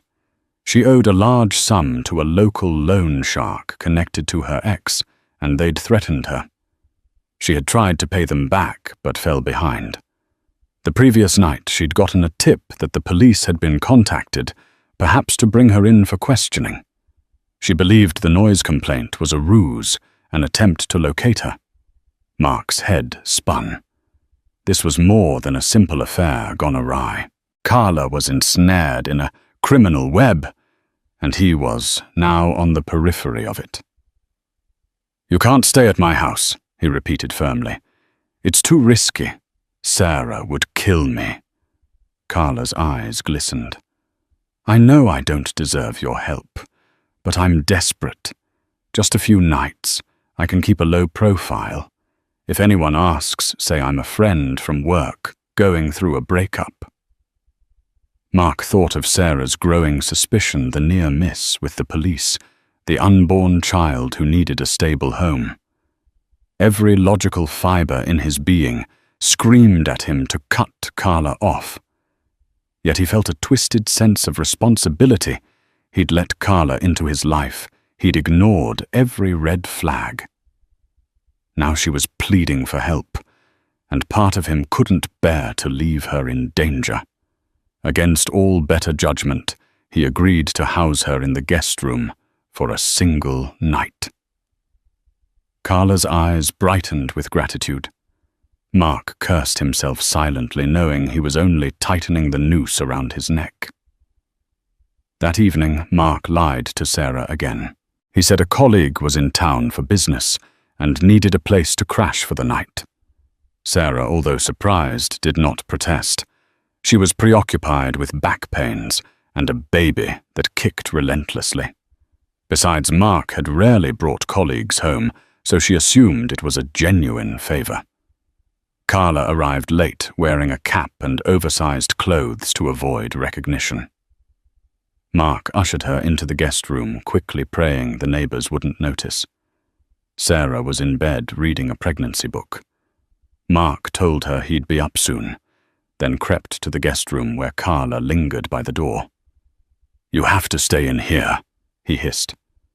"Do not step out unless it's absolutely necessary. Sarah can't see you. She'll recognize you from the police visit."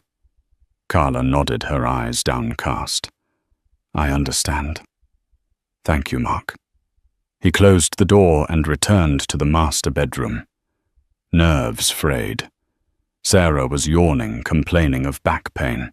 Mark sat beside her, gently massaging her lower spine, in an attempt to soothe her. The moment felt painfully ironic. Here he was tending to his pregnant wife while his mistress hid in the next room. Every stroke of his hand reminded him how far he'd fallen. That night, Sarah drifted off after some time, but Mark couldn't sleep.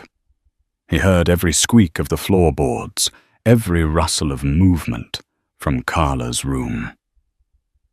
Around midnight, a text arrived on his phone. "I'm so sorry for all this. Carla." He stared at the message, feeling a twinge of pity. After a moment's thought, he tapped out a response. "Just stay put. We'll sort this out tomorrow." Morning dawned bright and tense. Sarah rose early to prepare for a follow-up doctor's appointment. Mark feigned a headache, offering to stay behind just in case his colleague needed help. Sarah seemed unconvinced, suspicion flickering in her gaze, but she gathered her belongings and left anyway. With Sarah gone, Mark hurried to Carla's room, only to find her asleep in a rumpled bed, eyes puffy from crying. He woke her gently, offering coffee. She told him she'd be out of his hair by afternoon, having made some arrangements to lay low at a friend's house. Mark felt relief wash over him. If Carla left for good, he might salvage some semblance of normalcy. But just as Carla was preparing to slip out, a frantic knocking rattled the front door. Mark's heart lodged in his throat. Not again. He peeked out a window. Officer Morales stood on the porch, hand poised to knock again. Turning, he found Carla in the hallway, terror etched across her face. "Go to the kitchen," he commanded under his breath. "Hide." As Carla disappeared, Mark inhaled sharply and opened the door, forcing a calm smile. "Officer Morales, what brings you here?" She looked at him with a stony expression, stepping forward, prompting him to let her inside. "I need to ask you a few more questions about Carla Rodriguez." Mark's blood ran cold. "Carla, I told you we worked together, and she stayed over because of the storm." Officer Morales nodded slowly. "We have information suggesting Ms. Rodriguez may be involved in illegal activities. There's a possibility she might contact you again, given your relationship. We'd like your cooperation." Swallowing hard, Mark feigned ignorance. "Look, I don't know what Carla's done. I've barely spoken to her since the other day. She hasn't contacted me." The officer gave a half smile that didn't reach her eyes. "If you hear from her, you'll let us know immediately, right?" "Of course," Mark said, managing a nod. Officer Morales seemed unconvinced, but left her card again, instructing him to call if Carla showed up. As she walked out, she let her gaze linger in the foyer, as though sensing someone else's presence. Mark held his breath until she finally exited. Heart racing, he rushed back to the kitchen where Carla was crouched behind the island, eyes wide. "She's on to us," he muttered. "You need to go, right now." Carla stood, her face grim. She slung her bag over her shoulder. "I'll call a taxi." Neither said a word as they hurried to the back door. Carla paused momentarily, turning to Mark with tears brimming. "I'm sorry," she whispered, "for all of this. I never wanted to hurt you." Mark nodded, unable to find words. Then, without further ceremony, Carla rushed out the back, disappearing into the alley. Mark closed the door, exhaling a shaky breath. He could almost taste freedom, an escape from the swirling nightmare, if he could manage to keep the police at bay and Sarah unaware. But his relief was premature. For even as Carla vanished from sight, a car pulled into the driveway. Sarah was home early, carrying a bag of groceries. She spotted him at the back door, eyes narrowing with confusion. "Why are you standing there like that?" she asked, stepping into the kitchen. Who was just here? Mark's stomach twisted in knots. He searched for an excuse, stumbling over words. Nobody. I was just getting some air. Sarah glanced around suspiciously. Why are you so jumpy, Mark? He forced a smile that crumbled under Sarah's penetrating stare. Her gaze flicked to the back alley, the slight disarray of the kitchen, the traces of a second coffee mug on the counter. She wasn't naive. She knew him too well. And in that charged silence, Mark felt the final threads of his deceit unraveling. The confrontation Mark had dreaded finally erupted. Sarah demanded answers. Who was staying in the guest room? Why did she find a woman's hairbrush in the bathroom? Why was the police officer here? Each question hammered Mark's fragile composure. At first, he attempted to spin more lies, but Sarah's teary gaze and trembling voice shattered his defenses. Something in him finally broke. He confessed haltingly at first, then in a rush of words he couldn't control. He admitted to the affair, Carla's overnight stays, the police involvement. The only part he censored was Carla's criminal entanglements. He simply told Sarah that Carla was in trouble and the police had come around to question them. Sarah, stunned into silence, gripped the countertop as if to steady herself. Her face went pale and her lips parted in disbelief. She said nothing for a long moment, then asked the question that terrified him. Did you let her sleep? In our bed? In the bed where I've been sleeping while carrying your child? Mark wanted to lie, but the weight of his sins was too great. He nodded, unable to meet her eyes. The noise that escaped Sarah's throat sounded like a wounded animal, a strangled cry of agony. She turned away, pressing a hand to her swollen belly as tears streamed down her cheeks. You brought her into our home, into my bed. What kind of monster are you? She spat, voice thick with revulsion. He reached out, but she recoiled. Sarah, I'm sorry, he whispered, but he couldn't find words to justify the unforgivable. Without warning, Sarah's emotions surged, and she slammed her hand against the cupboard. The baby inside her kicked violently, as though sensing her turmoil. Trembling. Sarah stumbled to the living room, sinking onto the couch. Mark followed, guilt etched on his face, but she held up a hand. Stay away, she said. Her voice choked. I need to think. I need to understand how I married someone who could do this to me. He stood there, helpless, wanting nothing more than to console her to undo every wrong decision. But the damage was done. There was no comfort he could offer that would mend the gaping wound in her chest. It was in the midst of this tense standoff that another knock came at the door. 3 hard, distinct raps that echoed through the silent house. Mark closed his eyes, dreading what might come next. Sarah sat upright, alarmed, her tear-streaked face turning toward the tumult entrance. When Mark opened the door, Officer Morales and Officer Thompson stood there again, expressions grave. This time they weren't alone. A plain-clothes detective accompanied them, a badge clipped to his belt. Mark's heart dropped. Mr. Anderson, the detective said, voice clipped. May we come in? Mark stepped aside, mind spinning. Sarah, rising from the couch, locked eyes with him, fear and betrayal mingling on her face. The detective introduced himself as Detective James Carter. We've been investigating certain criminal activities involving Carla Rodriguez, Carter stated, flipping open a small notebook. We have reason to believe she's been using associates, willing or otherwise, to conceal her whereabouts and possibly launder money. We have reason to believe you might have information. Mark's hands shook. I only knew she was in some sort of trouble. She said she owed money. That's all.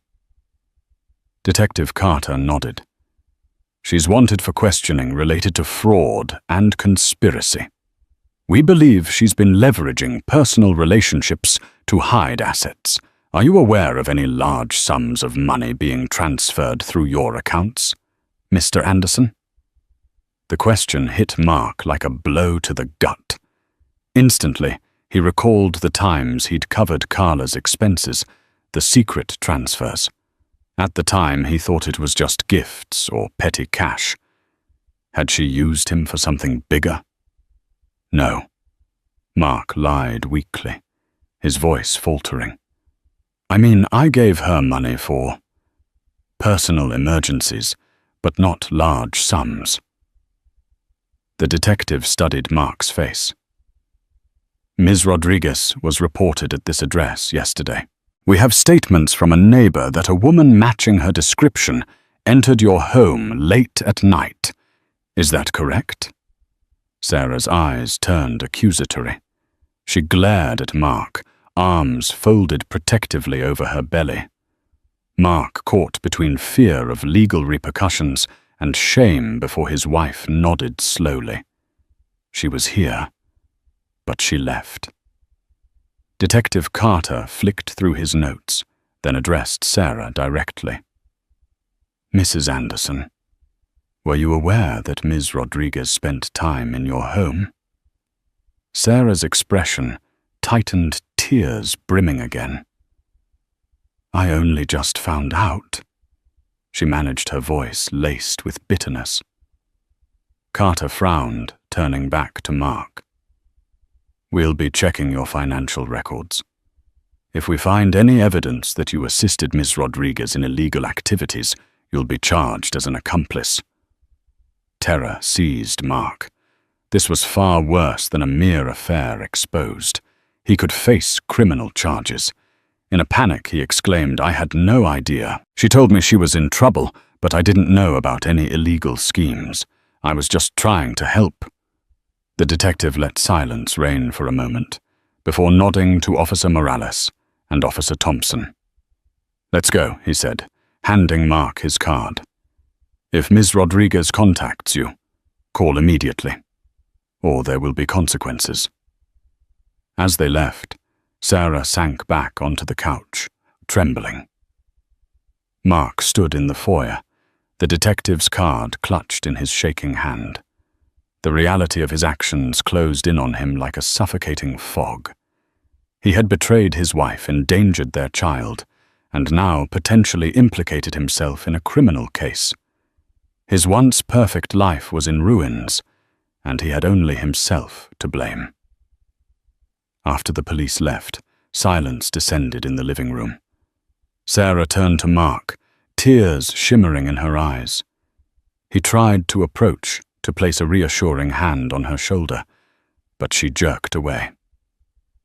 I can't do this, Mark, she said. Voice hollow. You lied to me. You let her into our home. You risked our baby's safety. He felt the sting of her words, but any defense he tried to muster sounded weak. He could only say, I'm sorry so many times before it meant nothing.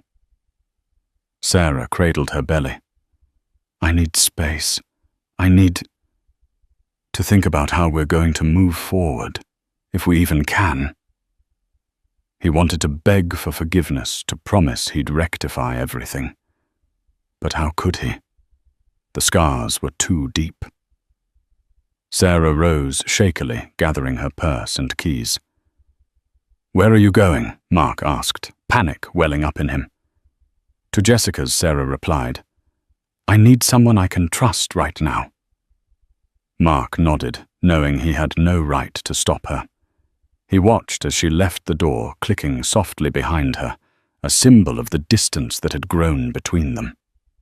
Alone in the quiet house, Mark felt a wave of despair crash over him.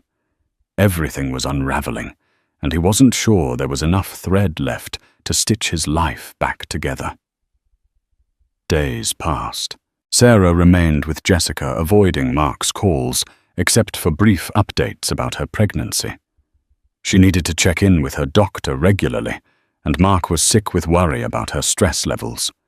He texted her, apologies poured out his remorse in long messages, but rarely received more than a one-word reply.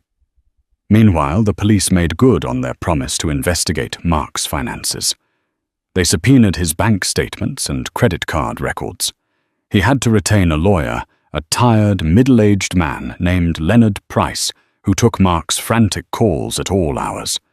Price assured Mark that unless they found direct evidence of large-scale fraud, he'd likely avoid severe charges. But the possibility of an arrest loomed, overshadowing every waking moment. Carla, for her part, vanished entirely. Mark heard nothing from her, no texts, no calls.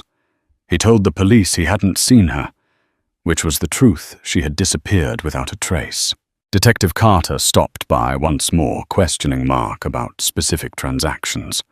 Mark tried to explain they were gifts or petty loans, but Carter remained skeptical. Jessica occasionally messaged Mark in Sarah's stead, telling him to stay away until further notice. She informed him that Sarah was safe, but deeply distressed, her blood pressure rising dangerously due to the emotional turmoil. Hearing that Mark felt crippling guilt. He had pledged to love and protect Sarah, and yet he was the one jeopardizing her health and possibly their child's. A week later, the phone rang. Mark answered automatically, half hoping it was Sarah. Instead, Carla's voice crackled on the other end. "Mark, I'm so sorry," she said, sounding frazzled. "I heard the police are looking for me. I can't run forever. I've decided to turn myself in." He sank into a chair, relief and dread warring within him. "That's probably the best thing," he said. "They think I helped you launder money or something. You have to clear this up." She sighed. "I will. Look, I used your accounts to park some funds temporarily. I never meant to drag you down. I just needed a place to hide it. My ex threatened me if I didn't get him the money." Mark's jaw clenched. "Carla, you had no right." "I know," she interrupted. "I've made a mess. I'm going to explain everything to the police, tell them you weren't involved. You deserve that much." Anger flared in Mark, but he also recognized this might be his lifeline, the only way to avoid charges. "Just make sure you do the right thing." Her voice trembled. "I will. I truly did care for you, Mark, in my own selfish way." Before he could respond, she hung up, leaving Mark in stunned silence. He called his lawyer immediately, who advised him to wait for Carla's statement and remain cooperative. That night, Mark received another call, this time from Detective Carter. Carla had turned herself in, and she had indeed explained that Mark was clueless about the fraudulent aspect of her finances. The detective's tone was neutral, but Mark sensed a hint of relief. "You're free from suspicion for now, Mr. Anderson," Carter said. "But we'll verify her statement. If there's any discrepancy, we'll be in touch." When Mark ended the call, he exhaled a long breath of relief. The nightmare might finally be nearing an end, at least on the criminal side. But the personal damage remained gaping and raw. With Carla's arrest and her confession clearing Mark of wrongdoing, the legal nightmare finally eased. Now all Mark could focus on was repairing what truly mattered: his marriage. He reached out to Sarah repeatedly through messages and letters, begging for a chance to talk. After encouragement from Jessica, Sarah agreed to meet him at a quiet cafe. Mark arrived early, nervous and remorseful. When Sarah walked in, she looked tired but strong. They sat in silence for a moment before Mark spoke. "I know I can't undo what I did," he said. voice trembling. "But please let me prove I've changed." Sarah's eyes welled with tears. "You risked everything for what you let her into our home, into our bed." Mark reached for her hand, but she pulled back slightly. "I don't expect forgiveness overnight," he said. "Just the chance to be a good father, to be better." "I need time," Sarah whispered. "I have to think about what's best for the baby." Mark nodded. It wasn't a reconciliation, but it was a beginning. There was still pain between them, but there was also a door left ajar, just wide enough for the possibility of redemption. Mark moved into a small apartment, giving Sarah space while she stayed home preparing for the baby. He began therapy and parenting classes, determined to change. Jessica helped coordinate visits, and Sarah let Mark attend doctor appointments. At the ultrasound, they saw their daughter's face. Mark cried, overwhelmed. Sarah remained distant, but acknowledged his efforts. She appreciated his support, even if trust hadn't returned. Hints from Jessica suggested Sarah hadn't given up entirely. Still, the wounds ran deep.